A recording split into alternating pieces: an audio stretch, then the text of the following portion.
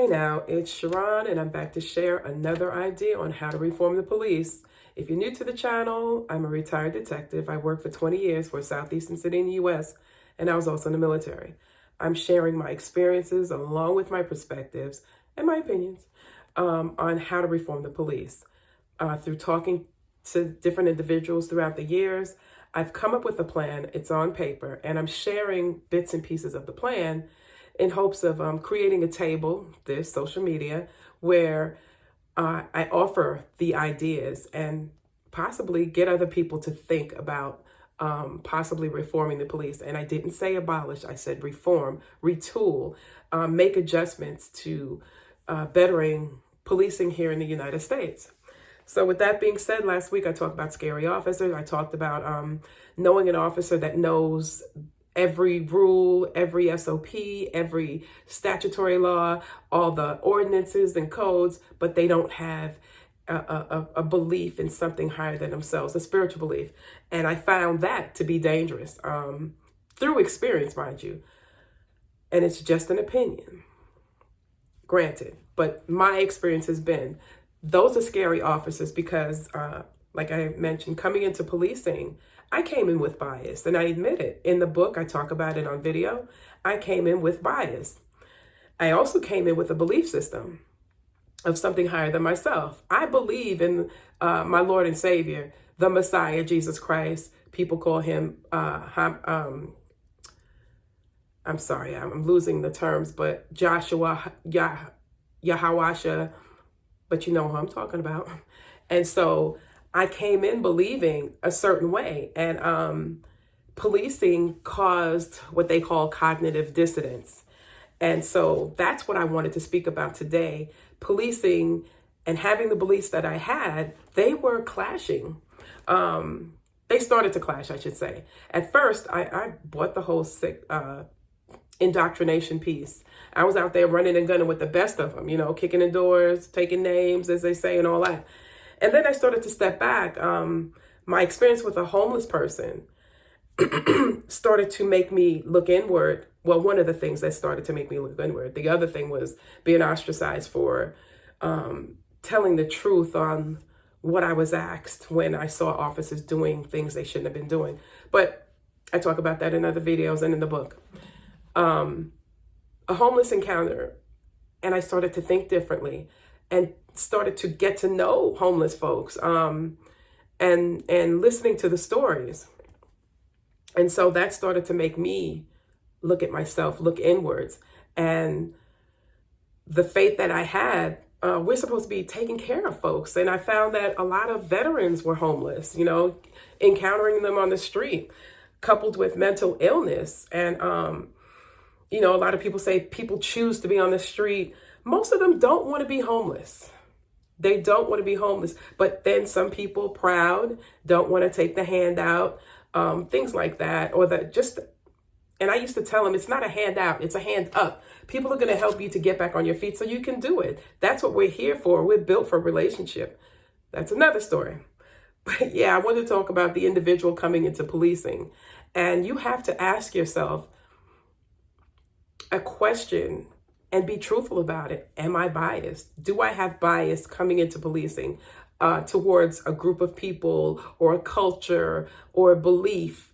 You got to ask yourself and be truthful with yourself. Because if you encounter those people, what happens to the bias? They teach us to put the bias aside and be objective. Yeah, right.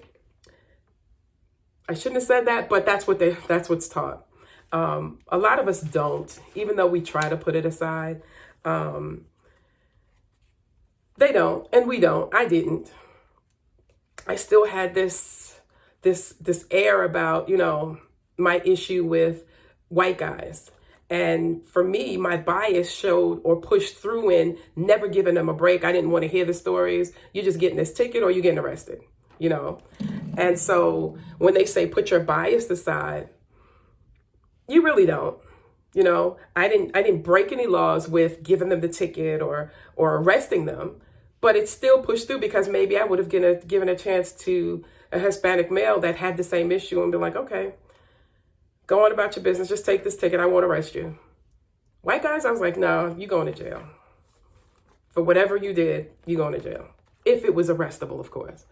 So I admit that. And now I'm talking to the individual that's coming into policing, and you have bias. You have clear bias that you know about. And if you don't know about them, take the implicit bias test that's online, created, I think, through Harvard. And it'll show some things to you, you know. But if you're coming into policing, admit you're biased. Go find out about them, because we all have them to some degree. Go check that out.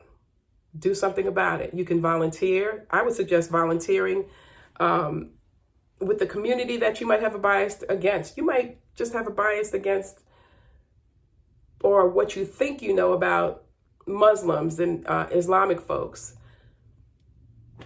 Go volunteer. Talk to some people. Get to know individuals. Because a lot of times we come in with these ideas that we hear from other people instead of studying or researching for ourselves. And then when you don't do that, you fall into a lot of pitfalls in policing, if you would. You know, I can give you an example, simple example. I was in a unit, and there was a female coming over, and everybody had these opinions. You know, she's crazy. She files complaints left and right, and she's not a team player. And you know, I worked in with a group of guys. I was the only female for a long time. So I'm listening, and they're talking about a female. Mind you, I'm a female. And they're talking as if she's a problem because she's a female, mind you. And I listened. And at first I was like, well, you know, I'm going to see how she works out over here. And I'm just going to get to know her. The guys were like, some of the guys anyway, they were like, no, I ain't even messing with her. You handle that, Walters. Okay. She gets over there. We bump heads at first. And then as getting to know her, she's the sweetest individual. She's just by the book.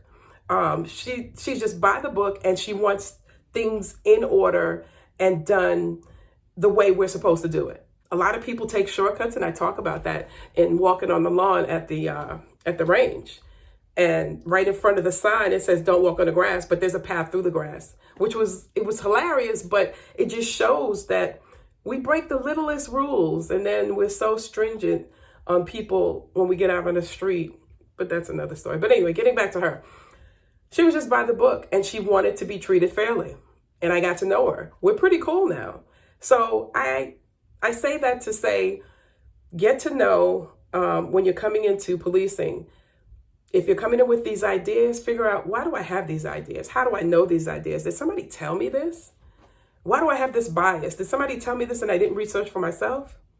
And if you didn't research for yourself and find out, do that before you get into policing. All right. I just wanted to share that little bit with you. Take a look at our online store. The link is in the description. I created some notebooks. The links for those are in the description. It'll take you straight to the notebooks in Amazon. And always remember, we don't necessarily have to go through a thing to learn from it. Talk to you guys later. Bye.